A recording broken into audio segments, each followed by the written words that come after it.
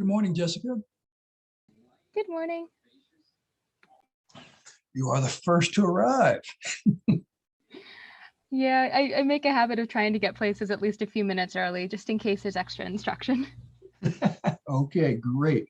Well, there are going to be 3 of you in your session, so we're going to divide it pretty evenly, about 15 minutes per person. And let's see here.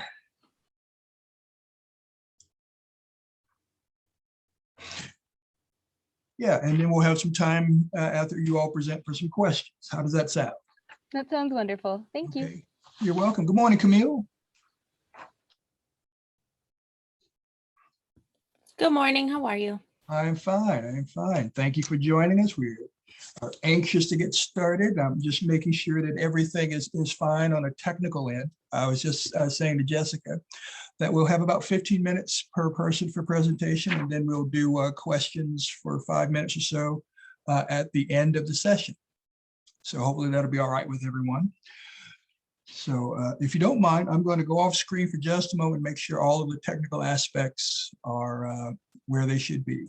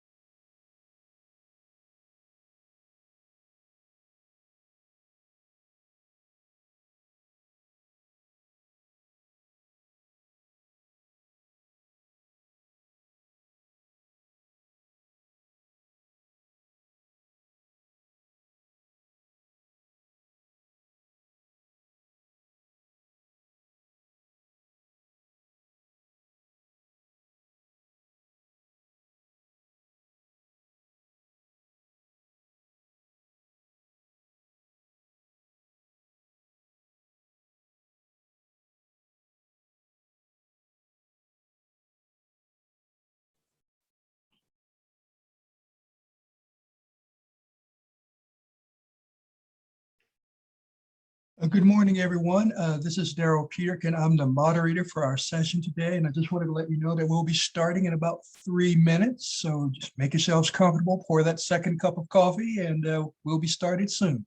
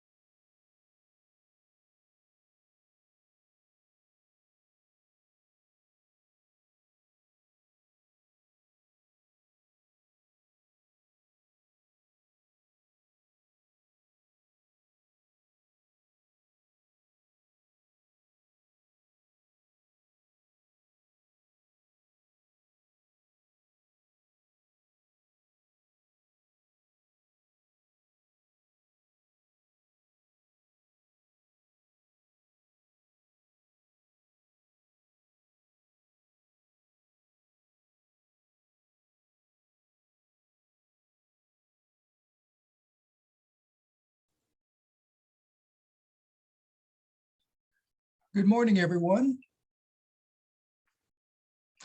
My name is Daryl Peterkin. I am the Vice President for NRHC, and I'll be serving as the moderator for this session this morning. So I'd just like to take a moment and welcome you all. Thank you for getting up early on a Saturday and for joining us for what I am sure is going to be a wonderful session. So here are the ground rules. We have about an hour's time. And so we have 3 presenters. So we're going to allot about 15 minutes per presenter. And then we're going to have some time after each presenter to discuss and ask questions. So feel free to put your questions in the chat, or we're all familiar with Zoom, or you can raise your hand if necessary, if you prefer to do that, and we will proceed in that regard. The session is being automatically recorded for upload to the NRHC website. So for your friends and family who could not be here today, it should be available, I believe, by the end of the weekend or so. But you should receive a notification when the session is posted. So without further ado, let's go ahead and get started. For those of you who are not sure where you're supposed to be, this session is entitled Diversity and Inclusion in the Canon of Children's Literature. And we have 3 presenters this morning: Samantha Bourgeois, I hope I pronounced that correctly, Camille Holts, and Jessica Licker. I will let each of you introduce yourselves if you like, and we can proceed by the program, which has Samantha going first. So without further ado, let's get started. Hi, my name is Samantha Bourgeois. You did pronounce that correctly. And I am a senior at Russell Sage College. I am a childhood education major as well as English, and both of those majors kind of informed my project, my presentation today, but it is more heavily based in English and literature. So should I go ahead and start, or should we have everybody else kind of introduce themselves?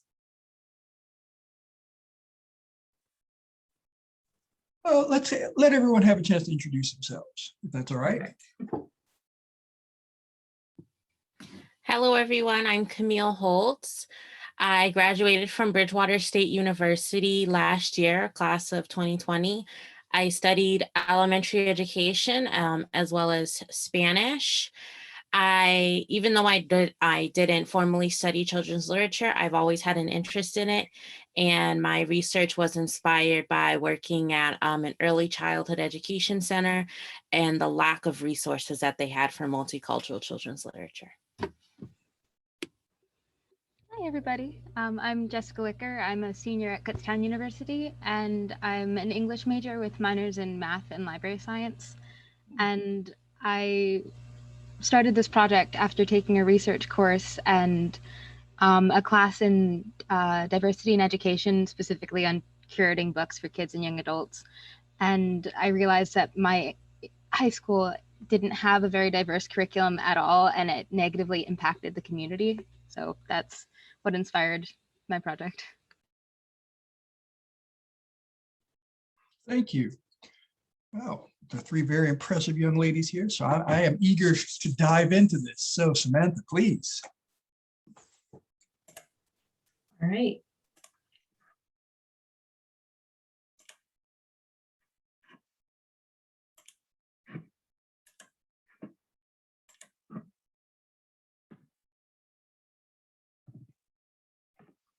So my presentation, I came about this project topic through a class that I had taken with my current honors advisor, who is actually here, Professor Tanya Moutre.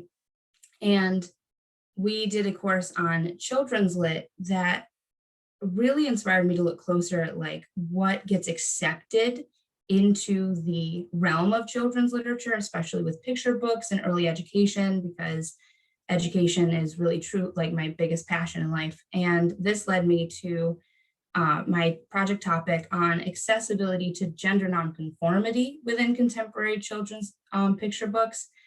I am deeply connected with the LGBTQ community, and I am a part of that community myself, and representation of that community is very important to me. And so naturally, representation of that community within education, especially early education, because that'll be where I am a part of, I will be teaching in early education, was a very important topic for me. And through my research, I started with the broader topic of LGBTQ representation as a whole. And then I started to realize that I wanted to narrow down on a topic that I feel gets even less recognition than just the entire topic of LGBTQ in children's picture books, specifically, especially contemporary, within the last 10 years. And that was any form of gender nonconformity, whether that be a transgender identity, any gender nonconforming identity, such as non-binary, or just anything outside of the realm that we use to label those types of things today. This is just my table of contents of what I'll be looking at. And part of this discovery was some background in the theory that is used to talk about LGBTQ communities in these texts, in literature, in these picture books. And a very big theory being used now is queer theory. And an article that was written by Catherine Watson labeled queer theory states that the title queer theory is perhaps misleading in the sense that it is not a clearly unified body of work, but one that continues to evolve and is characterized by sets of theories which utilize the term queer for a variety of purposes. And queer theory has had a lot of critics around its use and the defining of queer theory. And I really liked that she used here that the title queer theory isn't exactly one single definition of how queer gets used in literature and how it gets used to critique or analyze literature, but is actually a much larger body of work that intersects with other theories used to analyze literature. And a big one that kind of helped birth queer theory is feminist theory, as well as other LGBTQ analyses that didn't necessarily have a name at the time that kind of diverged into the creation of queer theory. And I felt that it was important to talk a little bit about this, give some background, because I use queer theory a little bit in my own analysis of some of the texts that I found that were important to this topic. So one of the things that I wanted to make sure I had while I was analyzing some of these texts was a background of guiding questions. And I found some guiding questions in an article that helped me develop my own, which I will show in a minute, that is called Resisting Gentle Bias, a Critical Content Analysis of Family Diversity in Picture Books by Rachel Lowe. And in this case, she was analyzing these texts based on these award-winning texts based on like diversity in family structure. And her guiding questions were, what kinds of family models are in the selection of award-winning English language children's picture books from around the world? What patterns of heteronormativity exist in these books? In what way can books be read to expand beyond heteronormative assumptions? And in what other ways are families portrayed as diverse in these books? How do these identity categories such as race or religion, many more of course, create multiple and intersecting identities?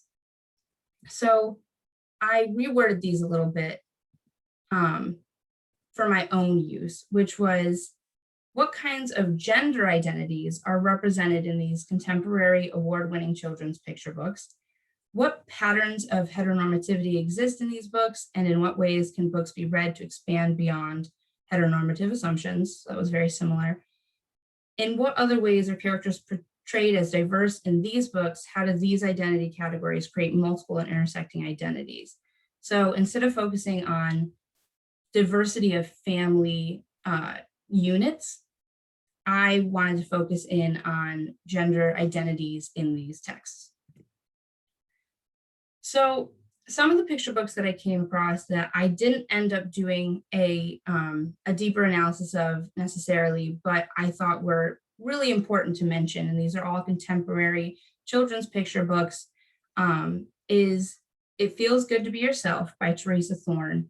And this book introduces a lot of language of gender identity, which was really interesting to me. Like, it explained a lot of different kinds of gender identities, I think that this one also had identities of sexuality in it. I might be remembering correctly, but at the end of it, it also had a glossary of definitions. I mean, the whole book was finding a way to, define these different labels that people give themselves, a lot of it based on having different gender identities, whether that be transgender or the variations of being a non-binary person who doesn't fit within that binary of male or female, and all the different labels that someone could give themselves and what that means. And I love that because it kind of gives the kids like an introduction to all these different identities that they could eventually grow into if it felt right to them. Another one was When Aiden Became a Brother, which was a Stonewall Award winner. Stonewall Awards being awards specifically given to LGBTQ representative children's books. And that one was really great. It's a story about a young boy who was born identified female, but eventually in his young years decided that he identified as male, and he was still very young when his parents became pregnant with another child. And the book is based off of his anxieties over the wanting to make sure that the baby feels accepted no matter what their identity is, because of what he went through with his identity questioning and confusion. And it's very wholesome, and I really like that one. And then They, She, He, Easy as ABC, which is a very fun book set up in a very knowable style of children's books, alphabetical ABC book, where a bunch of different characters are introduced, and they all have varying versions of pronouns, and they talk about their pronouns, and that one I felt fit very, very much into the same realm as It Feels Good to Be Yourself, where it's introducing children to this language that they very well are probably not familiar with unless they've grown up in a home that has LGBTQ influences in it already. And this really opens the door for them to understand that language so that they can be more accepting of it if they come across it in their real life. The books that I did decide to look a little bit more closely at and do a further analysis of were Jessica Love's Julian series, Julian is a Mermaid, and Julian at the Wedding. Julian is a Mermaid is also a Stonewall Book Award winner. And the quotes that I've added here are some of the review commentary that has been given to the books that helped lead me into my analysis of the texts. So the top one is for Julian is a Mermaid, and Deborah Stevenson said, "Most people, old and young alike, understand the joy of pretend and dress up, but not every adult will understand every kid's specific costuming desires. That's the issue at hand for young Julian, who decides he's a mermaid. The spare text is spooled out deftly with an opener that neatly sets the situation up. Voluminous, lovely, and layered art is what really makes the book." The second quote from Hill Saxon is for Julian at the Wedding. And it says, "The scene is magical, a magic befitting children who are uninhibited by societal gender norms and restraints. Brown craft paper is used as the book's background, adding depth to the colors throughout and emphasizing the different shades of each character's brown skin. Once again, love has brought us young characters who are free to live, play, and express themselves however they wish without conflict." So overall, both of these books were widely kind of celebrated as books in the field of gender nonconformity, LGBTQ representation. There were some, obviously there always is, some critiques of the books. And one of the biggest ones was that Jessica Love herself is a white, cishet, heterosexual woman who does not actually identify within the LGBTQ community, other than obviously as an ally. So a lot of the critique around these books was her identity in comparison to the identity she was representing in this book, and whether or not she had, because this question comes up in all kinds of literature, is who has the right to write about these subjects? Does it have to be somebody that actually identifies within a community? And me personally, one of the reasons I chose to analyze these texts is, even after seeing that critique and fully understanding that positioning, I disagree that it has to be someone that personally identifies within the community, as long as research is being done and, there's a lot of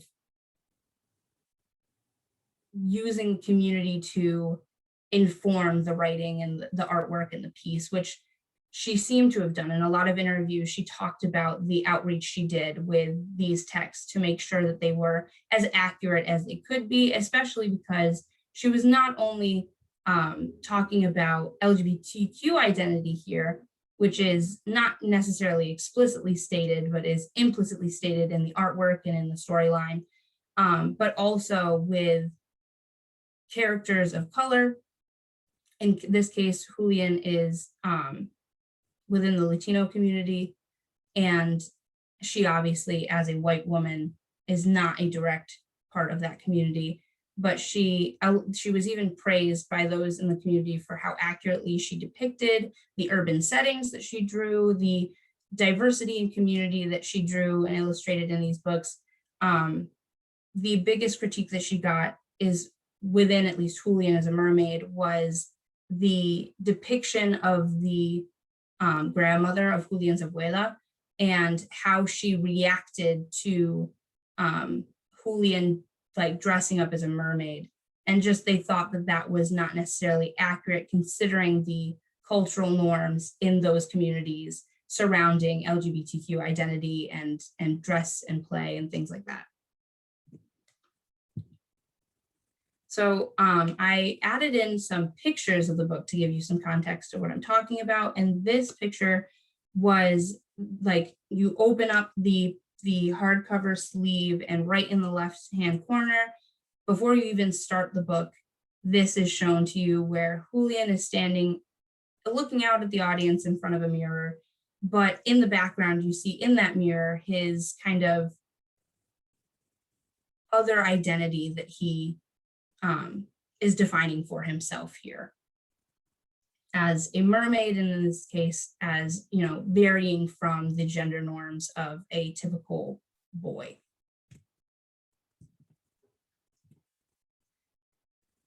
So all of these pages, as those who reviewed the book said, are placed on like brown paper, and a lot of the images are done in this beautiful, like bright watercolor.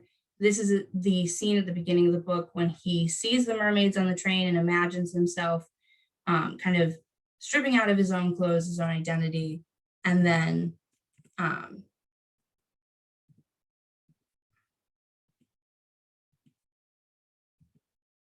representing himself in this identity of a mermaid.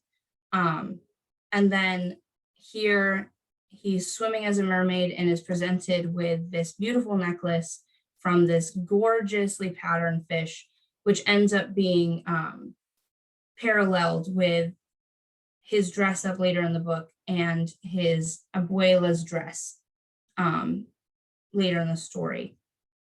And one of the questions that I had going into this analysis was, I understand like I've done work on like the coding of picture books. That's one of the things that we focused on in children's lit. So I had a pretty good sense of looking at these pages and being able to tell that like 2-page spreads like are very indicative of, you know, free movement and this idea of freedom, and that is seen in much of Julian as a mermaid and Julian at the Wedding is these like full double-page spreads of movement of him, of the children in the text. But one of the things that I was questioning was, is there still kind of heteronormative ideas being displayed here in the illustration or in the text? The text in this book is incredibly minimal, and I think that that's done on purpose. So the illustrations are what really speak to the reader. But I did notice in at least Julian is a Mermaid that much of the color scheme is very heavily based off of these pastel blues, and you'll see some pastel pinks.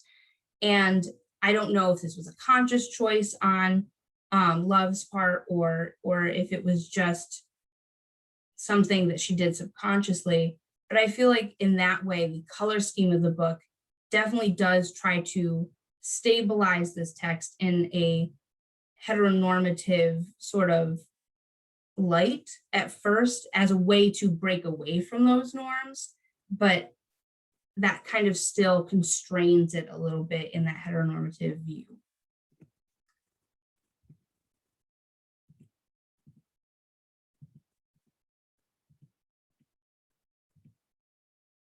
So in this scene, we have like the pink pastel walls in the back, which is the pink walls are shown in a lot of the different scenes. And Julian has taken his abuela's curtains, her plant, things around the house to create this costume of a mermaid for himself.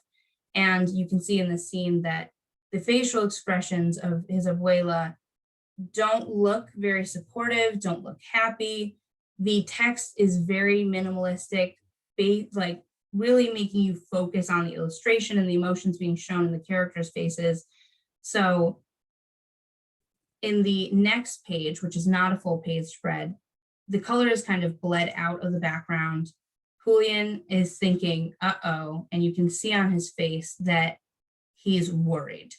And there's many reasons that he could have been worried. It might not just be that he's afraid that this dress will not be accepted by his abuela, but also the fact that, I mean, one of the things he did was take down his abuela's curtains and like ruin her plant in order to like create this costuming of a mermaid. And she leaves the page, kind of leaving Julian to be worried and confused about what her reaction will be. And I didn't put it in here, but the next set of pages is his abuela coming back out fully dressed and kind of gifting him with one of her pearl necklaces to wear alongside this costume, kind of an olive branch of acceptance of this identity that he's decided, this persona he's decided to take on. And then she brings him to this parade that's happening. And in this picture, you can see the dress that Abuela is wearing is matched to that original scene of Julian imagining himself as a mermaid and being given that necklace. So it parallels to what he was imagining and what he was wanting from this interaction, from the situation, becoming a mermaid. And so we're back to a double page spread of them walking through the city. And in the end, she brings him to this mermaid parade that is happening, that is full of people costumed as mermaids and jellyfish, fish and lobsters. And it's very bright and eccentric, and in my mind, very indicative of a pride parade or of a drag show, even, where people are very costumed and marching along in this parade. So it was a very wholesome ending to the book, and that I really enjoyed.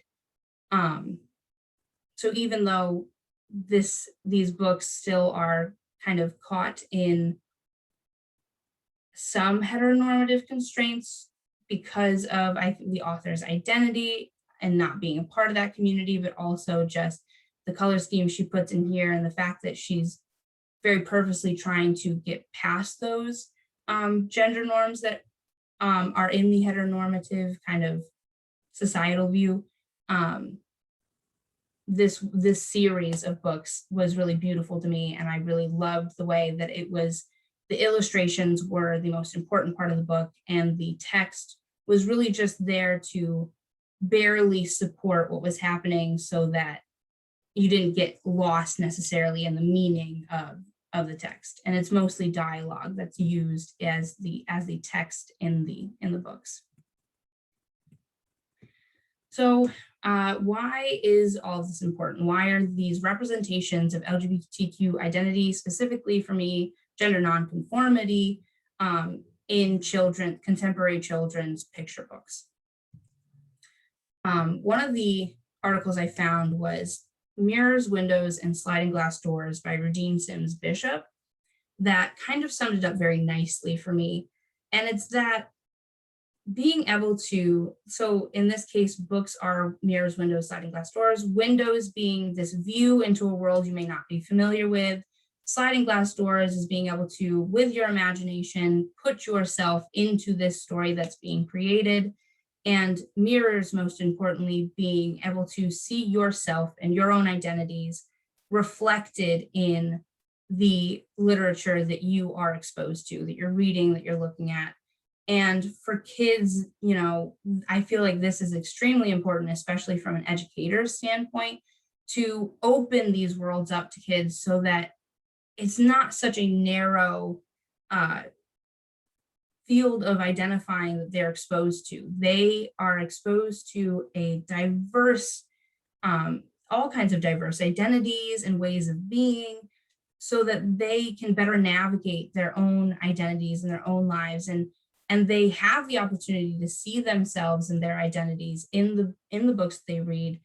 Because I mean, kids they identify in just as many ways as adults do. They just don't have the words necessarily to place with those identities. And I think that having access to those kinds of books is really important so that they can see themselves and they can better understand themselves through these texts.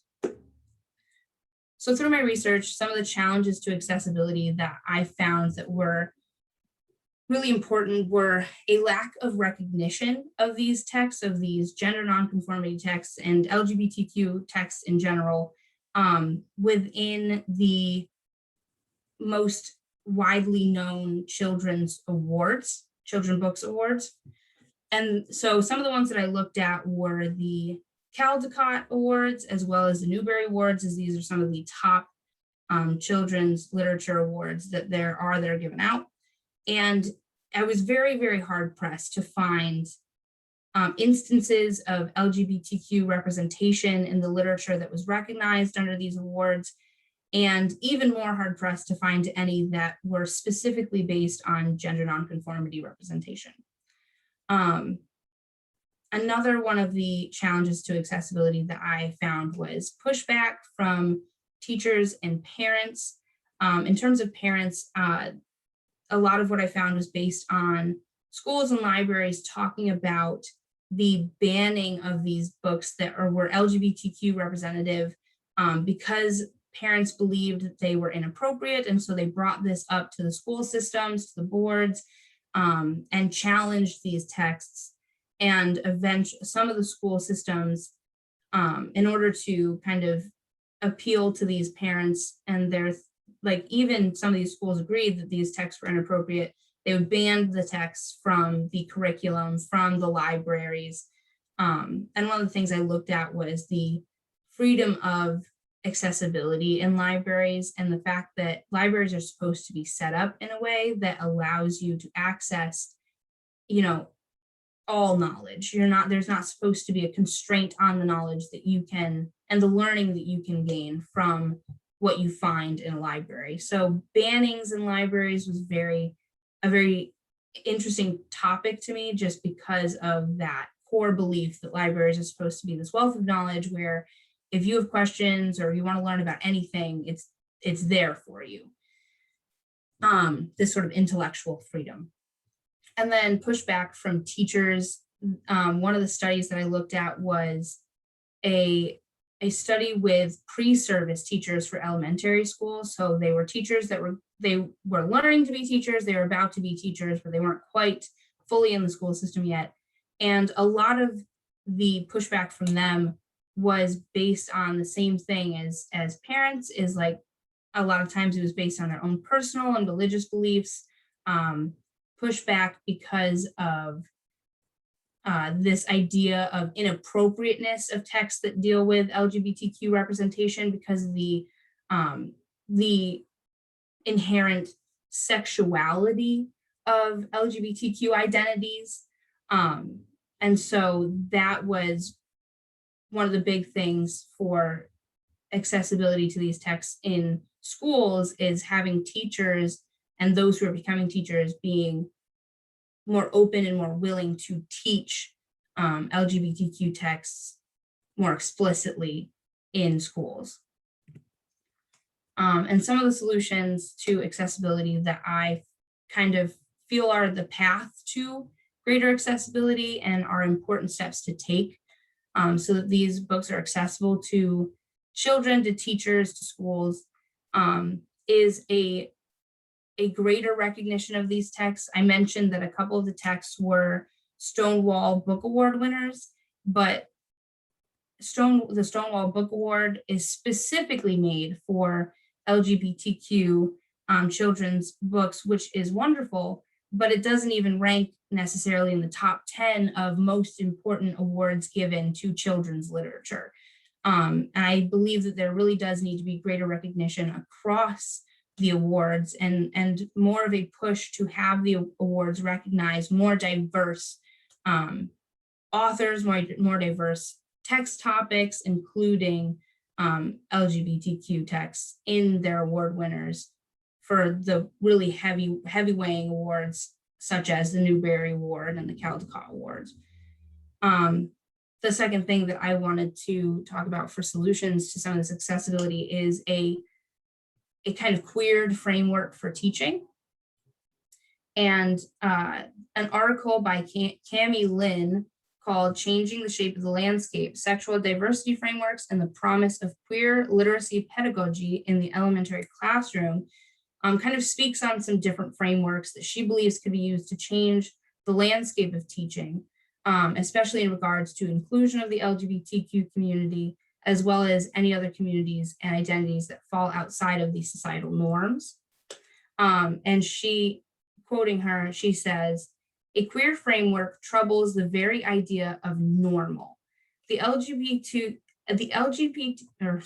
goal shifts away from encouraging understanding and tolerance of LGBTQ people and toward developing a critical lens that enables students to understand and accept all complexity in literature, in history, their own lives, and in the world."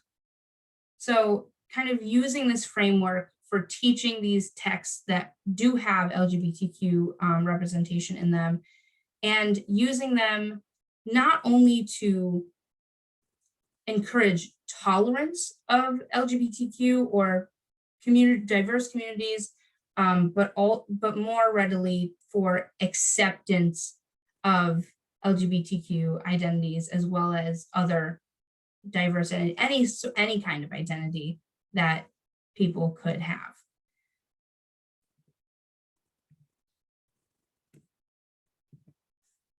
Thank you.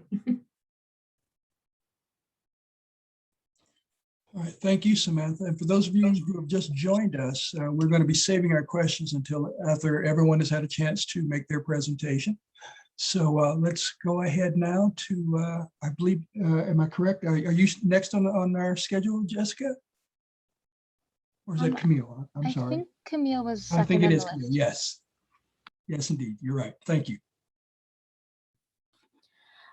I just have a question. I don't know if this will make sense, but I uploaded my presentation when they sent out a Google form. Are you able to share it so I can see the speaker notes or no? Let's see if I can here.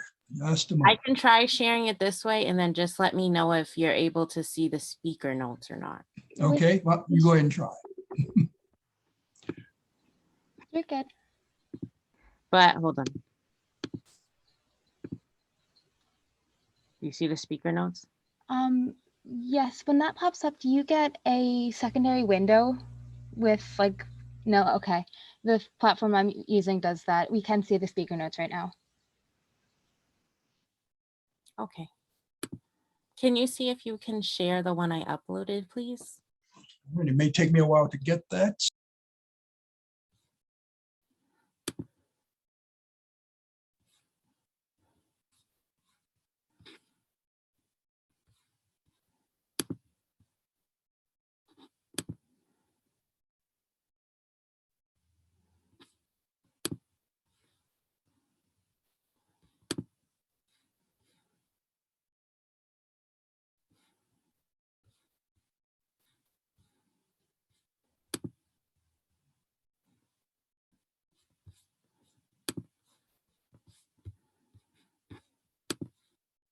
Well, while we're trying to do that, it might make sense to move to the next presenter and then come back to you.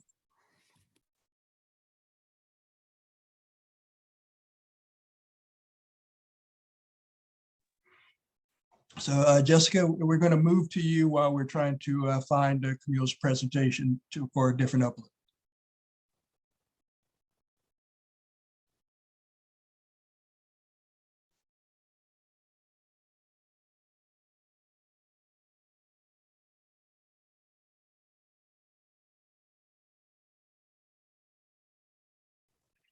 Jessica, are you still with us? Yes, sorry, my Wi-Fi got a little weird for a second there. All right, so we're going to move to you while we're trying to locate Camille's presentation.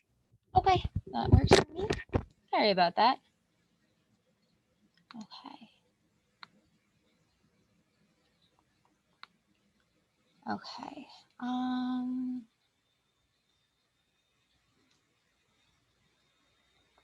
Let me see. Let me stop sharing for 1 second.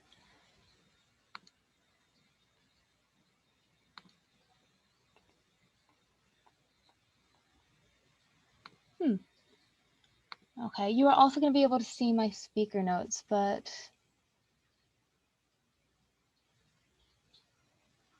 that's fine. That works for me. Okay.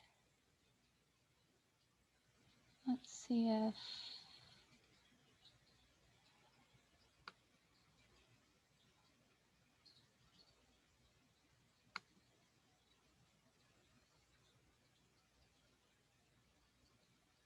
Okay, that's fine. Can you see the right-hand side of my screen? I believe we can, yes. Okay, I think I'm having the same issue. I think there just might be a slight change in the general Zoom controls, but that is fine. You'll just get to see that I took really, really detailed speaker notes. Okay. So my project is The Missing Voices of the Literary Canon, Those Left Behind by Secondary Level English Curriculum. I'm an English major and a library science minor. And when reflecting on my high school English curriculum, I realized that there's a need for change in the way that secondary level English literature is curated and taught. And that's how this project came to be. So to understand the canon, we need to know how it was formed. The literary canon is a collection of works that are considered to be of high academic value. The vast majority of canonical works are written by white English-speaking men, and there's no official canon, but a culturally agreed upon amorphous set of written works. As Paul Lautner argues in Race and Gender in the Shaping of the American Literary Canon, a case study from the 20s, the revision of the canon has been necessary because in the 1920s, processes were set in motion that eliminated Black, white female, and all working class writers from the canon. Institutional as well as theoretical and historiographic factors were involved in that exclusion. Now, Lautner frames this by acknowledging at the height of the Harlem Renaissance, the canon was formed to devalue the works of writers who strayed from the requirements of straight, white, American or European, and male. It was an overwhelming push to suppress the voices of minority writers in America, as America was beginning to shift away from its traditional colonial roots. The canon is built on racism, sexism, and homophobia. But the canon is also a byproduct of commercialism and capitalism. Jacqueline Murray breaks down the relationship between commercialism, capitalism, and the canon in her work Canon Revising V, and is demonstrated by the chart at the bottom of the slide right here.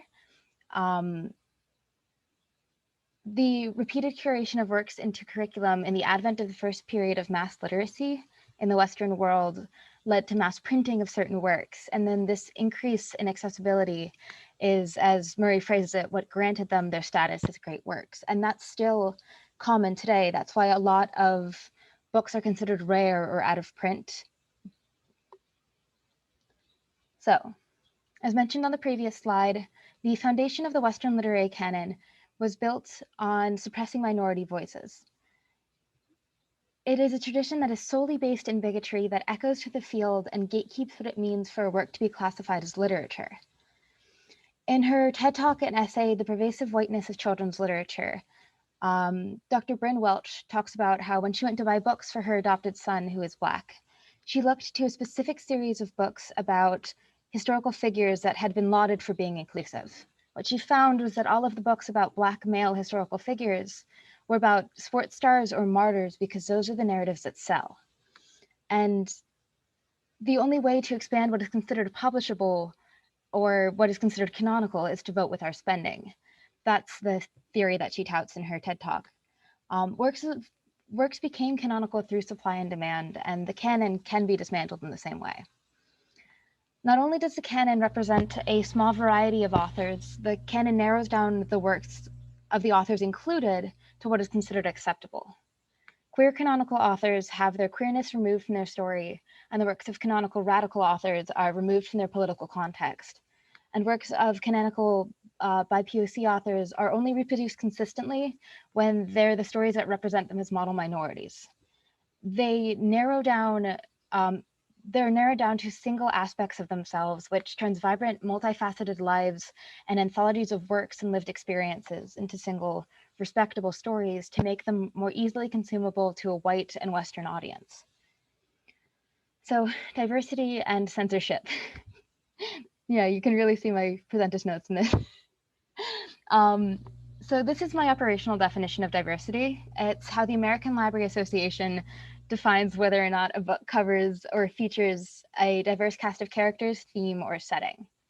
If we were to look at the ALA's list of the top 10 banned or challenged books, a theme would emerge.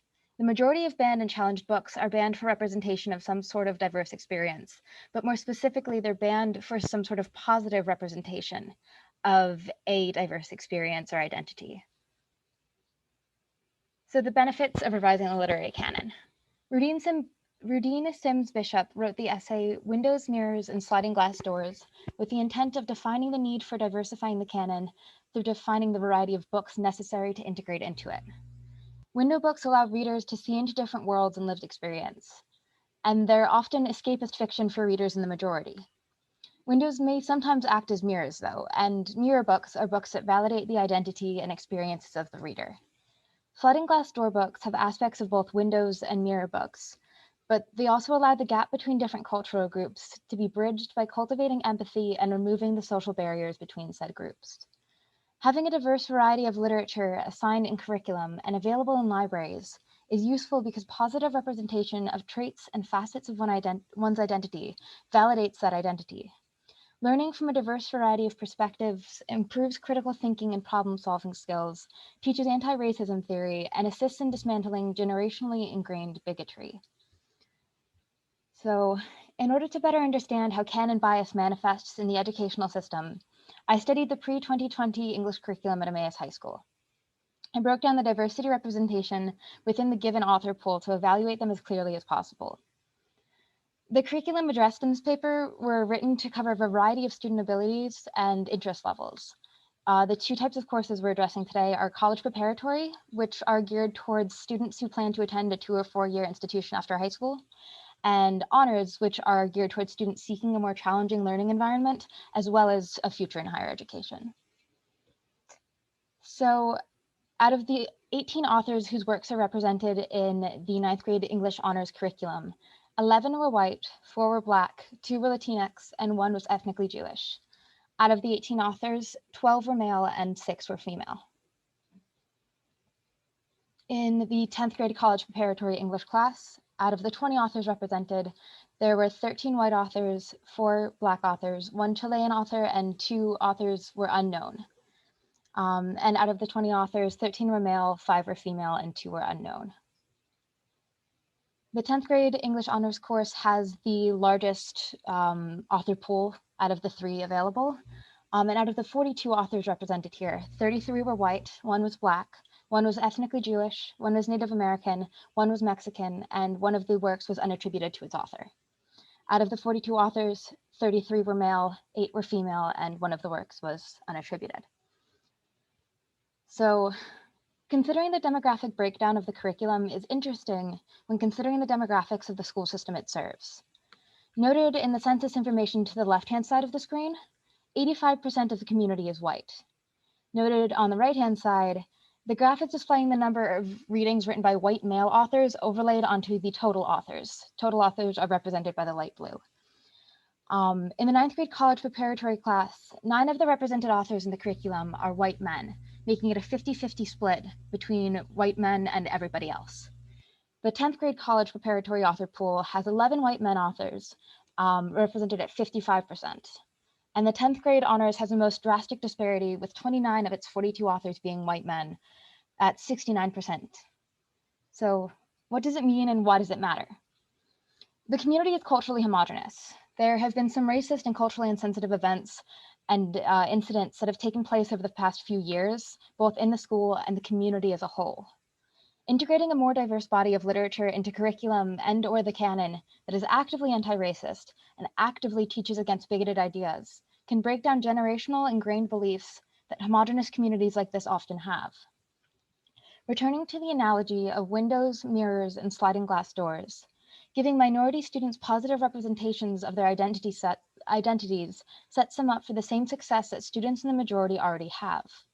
Giving students in the majority, especially in a culturally homogenous community, access to a more realistic world or worldview helps shape a realistic sense of self-importance that doesn't otherwise happen with a canonical curriculum. Content warning for images on the following slide. There are depictions of blackface, racist caricature, anti-LGBTQ+ sentiment, and alt-right symbols, including swastikas. That will just be for the next slide. So on the top left is a picture from Emmaus High School in Halloween of 2019. Two of the students dressed in racist caricature as their costumes. Pictured is a student who dressed in blackface and wore a sign around his neck that said "Absent Father." Not pictured is a student who dressed as a Hasidic Jew. In the bottom left corner is a reference from a WFMZ article covering the backlash Emmaus High School administration faced for showing an anti-bullying campaign that featured LGBTQ+ identities. Some parents argued that the school was overstepping in showing students a student-made anti-bullying campaign that featured LGBTQ+ identities in a positive light. They argued that it was their choice whether or not their children would be able to or should be shown anything that disagrees with their religious beliefs. The image in the middle is of an East Penn School District student trick-or-treating in blackface while wearing the Confederate flag as a cape in Philadelphia in 2017. The image on the top right is of stickers that were placed around the area around the school that read, "It's okay to be white." The campaign behind the stickers is supported by a white supremacist group hoping to raise racial tensions within communities, and the campaign began on a 4chan page. On the bottom right is an Emmaus High School bus where students do swastikas and the N-word on the windows. So how can we do it? How can we change the canon, and how can we change curriculum in the way that books are come to be viewed as literature, or come to be viewed as having a high academic value? We can do it by framing the texts that are taught and through self-reflection on the part of the educators and those who curate curriculum and library collections. Changing the text means choosing texts that necessitate discussion and choosing texts actively straying from the canon. Framing the text means pairing texts into curriculum and building discussions of historical context into curriculum. And self-reflection means addressing your own biases, reviewing the existing curriculum regularly and with a critical eye, and preparing for backlash. So, revision versus abolition. Diversifying the curriculum doesn't mean abolishing the canon, but it is necessary to critically evaluate and compare the educational value of canonical texts against their problematic facets. That being said, the field is subjective in the big picture. There's not going to be one fix that fits all schools and libraries because every community has different needs and different requirements. Databases and the straight white American male bias. I used Gale biography and context to find information about the authors in the data I gathered. Biases in search algorithms made finding information on authors' ethnic backgrounds inconsistent. The default in databases is the straight white cisgender American male. Identities that vary from that act as search terms, and there's no note or confirmation on race or ethnic background when a figure is white, unless they are from a country other than the US. And then onto why I only had 3 classes represented in my data. The formatting, citations, and attributions in the pre-2020 curriculum was inconsistent across grades. Only 3 courses had authors attributed to the titles listed under the different sections. Those are the 3 that I gathered data from. After contacting the school, they were unable to give me access to the textbooks I needed to gather data from the other courses in the curriculum. There were about 16 courses in total, and I could only use 3. The textbooks were improperly cited, which made it hard to find the specific version of the books that the curriculum was being pulled from, and they were out of print. They were published in 2005, which made them hard to find and expensive to buy. So to keep the project monetarily and temporally doable, I cut my data collection to just the classes that already had attributions. So my positionality statement, or my bias statement, I went to the East Penn School District from kindergarten through 12th grade. The initial iterations of this project were colored by my own experiences. For the first 16 years of my life, I had a very strong speech impediment, and for the first 10 years of my life, I had amblyopia, which means that I wore an eye patch and glasses as thick as Coke bottles. So my research was colored by my experience being bullied for certain identities, but that's not what I wanted it to focus on. The School Library Journal's 2021 Black History Month cover and content, which focused on how diversity in literature can benefit white children, inspired me to review the order in which I was discussing the issues within canonical curriculum and reorganize my paper to reflect my actual intentions. I realized my formatting was centering my experience, which wasn't my intention. I moved my data collection and the discussion of how diversifying literature can benefit culturally homogenous communities towards the end of my project to make sure the focus is on how minority representation can help dismantle generational bigotry and allow for students with minority identities to have the same opportunities and representation that straight white American students are already afforded. So work to be done. Paul Lautner, who I quoted in my second slide, was writing about the 1920s literary canon in the 1980s, and we're currently in the 2020s still writing about the same issue. I'm not the first to write about a need to change the way that we view literature within academia, and I won't be the last. I've partially addressed the role of librarian in my research, but there's still more work to be done by people with experience working in and curating collections for school libraries. I'm not an English teacher nor a school librarian. I'm just a curious person adding my thoughts and findings to a continuing narrative. Thank you. Thank you, Jessica. Very interesting presentation. I'm looking forward to the questions that will come in at the end. Well, we have been able to locate Camille's presentation, so I'm going to be sharing my screen and we'll move right into it. Thank you. You're welcome. Let's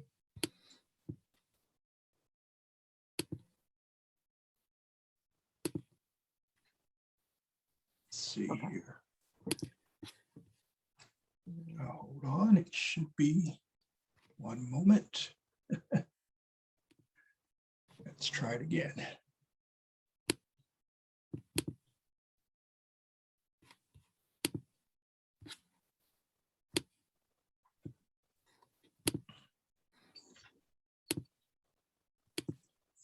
All right.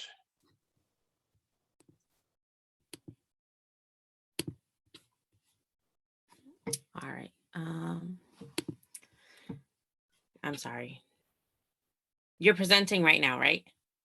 All right, here we are. Can you see it? Okay, now I can see it. Thank you. Hello, everyone. Again, my name is Camille Holts. I graduated from Bridgewater State University in Massachusetts last year, and I studied for my research project how multicultural children's literature relates to teacher education and the use of it in the early childhood classroom. My research study did take place at a early childhood center. They service children from infants through pre-K, but during the summer they do service school-age children up to about 5th grade. But my study was just focused on the infants through preschool classroom. Next slide, please. My research study question was, how can early childhood educators be effectively educated on how to analyze and utilize multicultural literature in the classroom? Next slide, please. What is multicultural literature? While conducting research and reading various literary resources, it was defined as non-white, non-Caucasian, non-European, LGBTQ+, religion, disabilities, and more. But for this project, I specifically looked at books that featured people of color, which were non-white, non-Caucasian, and non-European. Next slide, please. So here I have 2 graphics. The diversity in children's books in 2015, as you can see by the numbers at the bottom, about 73% of books represented white characters, 12.5% represented anthropomorphized animals or trucks or any type of object. So that means like animals that walk and talk like humans or trucks that walk and talk like humans. Whereas people of color, for African Americans or Africans, only about 7.6% had books about them. 3.3% were about Asian Pacifics and Asian Pacific Americans, 2.4% Latinx, and about 0.9% featured American Indians and First Nations. And then I found another graphic from 2018, and we did see some of the featured characters for people of color did increase, but not by much. We can see that American Indians and First Nations only increased by 0.1%. Latinx increased to 5%, Asian Pacific Americans increased to 7%, African and African Americans 10%. And we did see a big jump in animals or other characters, and 50% of the books featured white characters. Next slide, please. So there were various study limitations. First, the research that I conducted was at my place of employment. So I was able to get a personal understanding as to why some teachers have certain views or opinions about using multicultural books in the classroom. I also understood why teachers chose books the way they do because of the age group they work with and what books they chose for the classroom or why they needed it. It would have been helpful to conduct this study at various centers in Massachusetts, such as centers that reflect my place of work, and more diverse centers in other towns or cities as well. And also being a Black person conducting the study, I wonder if being Black and conducting this research with a predominantly white population caused some results to be skewed. For example, I wonder if I had a white person, researcher, or another coworker conduct the workshop, surveys, or interviews, if they would have gotten different answers, such as not thinking multicultural books are helpful for the classroom. And I also was able to, pick up on body language while conducting my research. And I got the sense that people didn't want to offend me with their responses. So it was like they were policing their answers when, interacting with me. Next slide, please.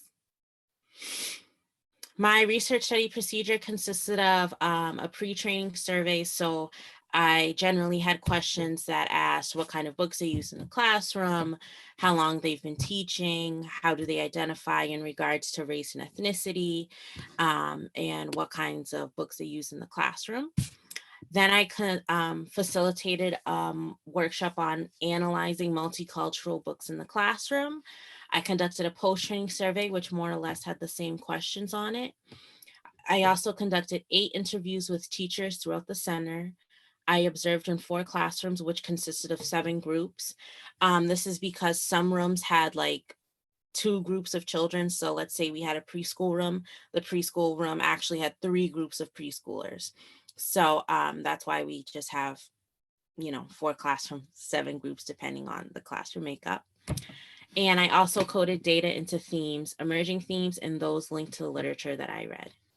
Next slide, please.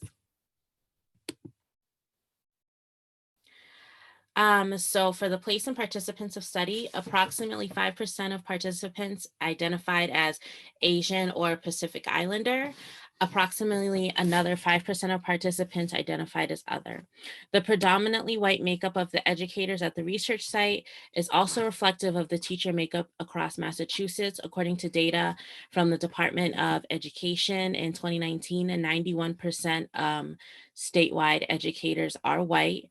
And I did look up more recent data for 2020, and 88% of educators are white in Massachusetts. 6% at the center, 6% of teachers had been working with children for 0 to 3 years. 11% of teachers were working with children 3 to 6 years. 17% of teachers 6 to 10 years with kids. 11% of teachers had worked with the children 10 to 15 years. And 56% of the teachers at the site had been working with children for 15 or more years. So as we can see just from the data that I'm telling you about how long the teachers have been working with the kids at this center, most of the teachers are in their 40s or 50s, which also made me question their views of incorporating multicultural children's books in the classroom and the importance of it. Next slide, please. So for the training I conducted with the teachers, I focused on the characteristics of a quality multicultural children's book. So I gave them this handout to the right as a snippet of it. I told teachers that they should be making sure that the author is credible. And so, for example, if you wanted to learn a book about people from Guatemala with somebody who doesn't even come from that country or know anything about that culture or ethnicity group or whatever have you, why are they qualified to write a book about this, the people from that area if they don't have any qualifications? And just to point out, from when I was doing the workshop, I pointed out something similar to that, and the teacher said that they would still trust whoever wrote the book, no matter where they came from, because it doesn't matter. But at this center, they do focus a lot on nature and natural science. So then I switched around and I said, well, what if you wanted to read a book to the students about ants? And somebody who has no idea about ants writes a book and everything in the book is false, would you still use it? And they said no, because that doesn't make sense. It's not credible. So that just goes to show how they're not, applying different features of analyzing to across all their books. They only want to apply it when it works out for them or when they see fit. I also told the teachers that they should look for books that are current for the time. So one way to do that is check the copyright date. So if you're reading a book from 1945, it may not be that current and applicable to our current times. Also look for accurate illustrations and appropriate language. Teachers were also given the opportunity to review multicultural books during the training. Next slide, please. I also instructed teachers to check the storyline, the lifestyles of the characters represented in the book, note the heroes. So is the book that they're reading, do they just have a white person coming in and saving all the people of color, or are the people of color given power in the book and their own hero? I also instructed them to note the effects on a child's self-image. So they may be reading a book thinking that it's just fine, but really, how is that going to affect children who are children of color? And if you're not reading an appropriate book, how does that make them feel about themselves? Look for loaded words and analyze social roles and relationships between people. Next slide, please. So here you can review the response rates for the pre-training survey as well as the post-training survey results. In the pre-training, I received approximately 11 responses, which was 12% of the total possible responses. And in the post-training, I received 46 responses, which was 51% of the expected responses. So there was a 40% increase. Next slide, please. So here I have quotes from teacher interviews, which was my qualitative data and results. So one emergent theme I found was what kind of previous trainings teachers have done. And then I found information retention, so what they remembered the most from the training. I also noted that there were student to student connections, student to text connections, and student to teacher connections. For trainings done in the past, teachers had never done a training or have seen a training related to multicultural children's books. They have mostly done or seen trainings related to gross motor or social emotional relationships and teacher relations. And there were also misconceptions, and they really didn't have trainings on to deepen their understanding of what multiculturalism is in general and what isn't. Next slide, please. Again, I have more quotes about teacher responsibility, their feelings about the book, about including such books in the classroom, and the lack of urgency. For teacher responsibility, not all of the teachers are responsible for choosing their curriculum books. In some cases, one teacher chooses the books for all of the teachers in the classroom. Also, the books available for teachers are already pre-screened by 1 or 2 people in the school. So when teachers go for books, they are not reading them first. The teachers assume that they're okay to read because someone else has checked them. Most participants from the interview thought multicultural children's books can be helpful in their curriculum. However, teachers who worked with younger children did not think the books were helpful for curriculum. They have the idea that children don't notice at a young age what is being read to them. Some teachers feel as though they are being forced to include multicultural books. I wasn't exactly sure why this is a feeling when the books were made available to a teacher. They were simply put into the classrooms and not a big deal was made about the books. Also, the teachers were still doing the same curriculum. So I still don't understand where the sentiments were coming from. For example, they have a big butterfly curriculum and they were still doing their butterfly curriculum. So having a few multicultural books just placed in their classrooms doesn't really take away from their butterfly curriculum. The books are just there to enhance their reading time with the children. Many of the participants, if not all, gave an excuse as to why they haven't used multicultural books in the classroom, which shows a lack of urgency for the teachers to use them in their curriculum. And also most teachers from the studies retain similar information, including checking the author's credibility, utilizing glossaries in the book if available, and appropriate language, and checking the illustrations. Next slide, please. Some conclusions from the research. I believe that in-depth training would include taking classes versus workshops. So I want to explain that when working in early childhood education at centers that are private, they're not run by the state or anything, teachers aren't required to have any type of degree. They're only required to have like a high school diploma and a certain number of hours working in an early childhood setting in order to get teacher certification, versus being an elementary teacher and you have to have a double major, you have to take your state exams, you have to do student teaching and all this back work in order to be qualified to become a teacher in Massachusetts. I also think that teachers would benefit from being held accountable for what they have taught, for what they have been taught. So for example, meeting with teachers after they have been educated about a material and ask the teacher how they've utilized the new information shared. I also believe that support would include assisting teachers in creating lesson plans, reading through books with them to help, and as well as reading through books with them to help them pull out main ideas and themes from texts. Next slide, please. For what I learned and reflections, I started to ask myself, are all early education and care teachers invested? So I do wonder if somebody who actually goes out and pursues a degree in early childhood education and care versus somebody who doesn't, who's going to be more invested in their career field. I also want to know about information retention from professional development workshops.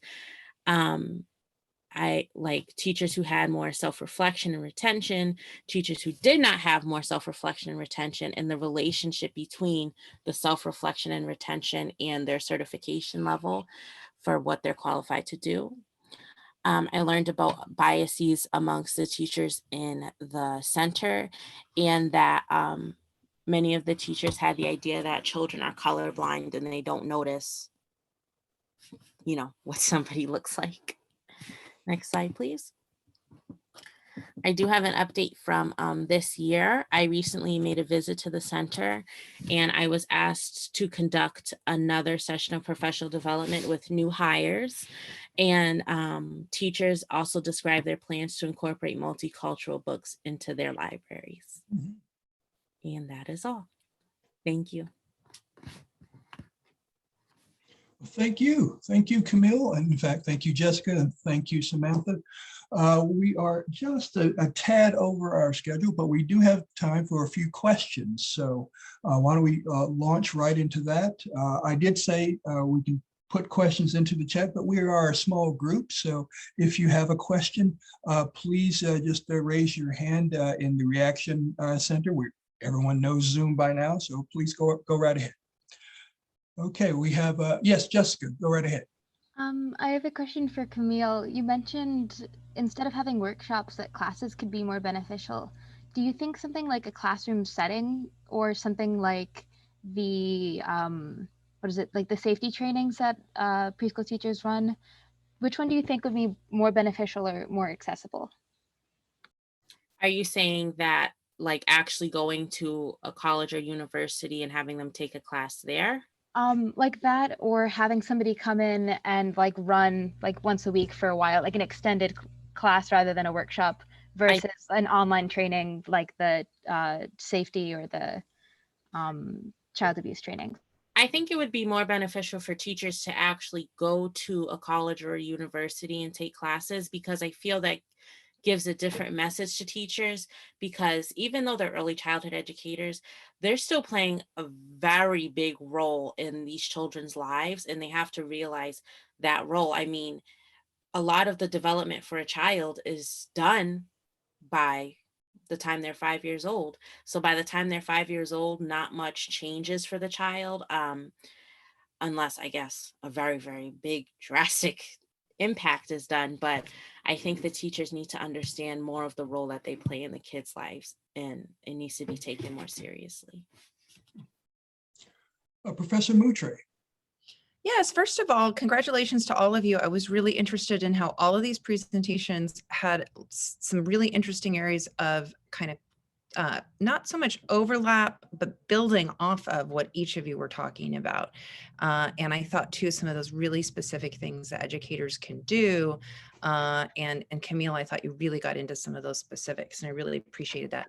So I feel like by the time education students are in undergrad, we're kind of playing catch up, because you may not have grown up in a curriculum that was already supporting, right, these choices that you all are, I know, going to go out into the world and support. So in terms of students who are now already kind of, moving into undergrad and into college and perhaps pursuing education, childhood education, et cetera, what do you think college professors can do further in the undergrad classroom that will help benefit those students, again, who may not have grown up with that level of exposure that we hope to get to someday?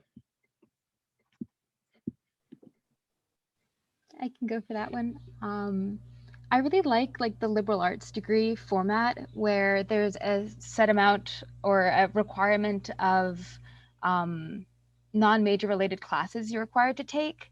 When I first came to school, I was a math education major, and I switched my major after taking introduction to English literature, no, to American literature, and a poetry course on modern poetry. And both courses focused a lot on not just the canonical works. We read a lot of poems that are often excluded from the canon in my poetry course, and we read a lot of work. I think we had one work by a white author in my Intro to American Lit course, and that was something that I'd never had in high school. And then my sophomore year, I took a class on LGBTQ literature, and it just kind of cemented that these courses that are introductory 100 level courses can have such a big impact of a big positive impact on students and on how students view the world. So yeah, I think just having a liberal arts background, even if you are getting a STEM degree or if you're getting a non-liberal arts degree, it's important to have at least an introduction to a variety of perspectives. Yeah, I think that I would agree that in courses where you're, especially in literary courses and English courses where you're being taught how to analyze literature and things like that, it's definitely important to have a wide variety of texts that are not only within the canon, but also outside of that, that normal canon of literature, which I feel like, at least in my experience here at SAGE in our English program, my professors have done a really, really great job of expanding my knowledge base on literature that falls outside of that normal kind of white male canon. But I also think that I lost my thought, but it was something that Camille had said in her presentation that really like struck me in these ideas of like having workshops that really kind of dive into, multiculturalist viewpoints and things like that, I think is incredibly important. And I think that those could even be offered to college level professors, because even at that stage, I feel like there are still some professors who are teaching that are not necessarily caught up on the most present versions of multiculturalism and the academic language around multiculturalism in the way that we as kind of pre-service teachers really are going to need for our language and our communications with our students, because I agree that that is incredibly important, that multiculturalism is brought into the classroom in a very deep-seated way, not just as a passive thing that we sometimes kind of sort of talk about. And it would be really great if workshops were done for even college professors teaching us how to teach those things so that it's up to date and, we're all on the same page about where we should be going with our classrooms when we enter the teaching field. Thank you. Okay, I think we have time for just one more question, if anyone has one to go. Yes, please, Professor Siegel. Hello, good morning. Thank you all for instructing us and informing us and enlightening us and thinking about ways that we can do better jobs at what we're doing, and knowing that you're going to go out and make the world a better place is really wonderful. My question is about, for each of you, how maybe national standards or how they can get in the way. Right. So I'm thinking about mirrors and windows, and if there was a move for mirror literature, well, in some schools, the mirror literature is a window. And if there's a move for window literature, in some schools, the window is the mirror. And that, is there a way that, to meet national standards that gets in the way of doing like what Camille's talking about, like in the class, like, here's one classroom that can make a difference in the lives of these students and the teachers over the course of their careers. So how do we dismantle the impact of national standards, but also use national standards as a way to move literature and multicultural education forward? I can go first. I actually think about that a lot, especially since I work in an elementary school right now. I just feel like, well, where I work, everything is so data driven because our school was deemed as a failing school. So everything they do, yes, it's research based, but they're always just so worried about if they're meeting the data for the state, if they're meeting the data on a national level. And I feel like when you're in schools that are only worried about meeting the data, you're doing a big disservice to the children to not have exposure to like anything else, like whether it be the sciences, whether it be different types of mathematics, whether it be literature. And every day I wish that I just had more time with my kids to allow them to explore the different types of literature in the classroom, like doing free reading. And I feel like especially now with a lot of schools being hybrid or remote, children don't really have the motivation to read right now. And it's even a bigger disservice because they could be doing even more reading if they were in the classroom. We could be having free reading time, or we could be doing a daily read aloud of a multicultural children's book, but we can't. Why? Because we want to meet the data and we have to meet the national standards. So I feel like there needs to be a shift on a national and school level or state level for schools to not be so focused on data all the time, but to also be focused on exposing children to other themes in literature that, don't necessarily look like them, so that they can have that opportunity. Yeah, I 100% agree with that, because my experience I am an early educator, like kind of an associate teacher in a pre-K setting, as well as I'm currently in the midst of doing my student teaching to become a teacher in elementary school. And that means I've had a lot of exposure recently to this like data collecting that they have to do, to their personal development meetings and what gets brought up on what it is that they're supposed to be developing in their students, to the curriculums that they are like being told they must use in order to meet the standards of the district and the standards of the state, the nation, the school.